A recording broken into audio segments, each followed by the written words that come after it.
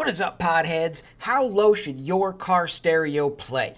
I asked a question on Facebook the other day. What's the lowest frequency that your car audio system should play for normal listening? It was a great question. It was an open-ended question. It's not that I didn't know the answer, it's that I didn't understand the answer. And I wanted to get the input from the community to see what people thought about it. And the response was great. A lot of people chimed in, and there were a lot of different answers, with the most popular answers being 20 hertz, 20 hertz, 20 hertz. Yeah, that makes sense. The limit of human hearing is down to 20 hertz. So that's what we would typically want a stereo to play. The other answer that I found was interesting was anything that is in the recording.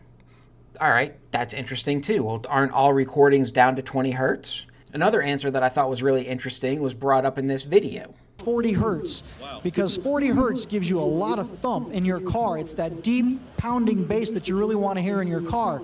And everything below that is pretty much a waste of information. So we eliminate it. Okay, well, look at how old this video is. 9 years ago. Let's think about that. 9 years ago, what kind of music was playing? I mean, even before then, who knows when this was recorded? And why would someone from one of the biggest car audio companies in the country say something like that? But probably my favorite answer out of all was given by Nate, basically saying it's a factor of audio reproduction technology, right? Why produce a sound that no one could listen to?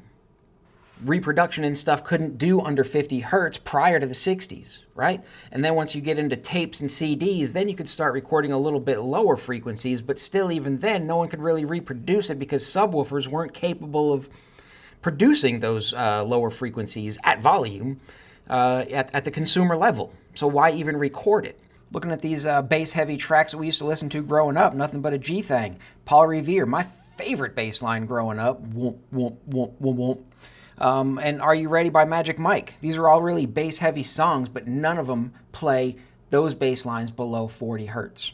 Now, newer music has newer songs play below 40 hertz because we have the capability to listen to songs below 40 hertz.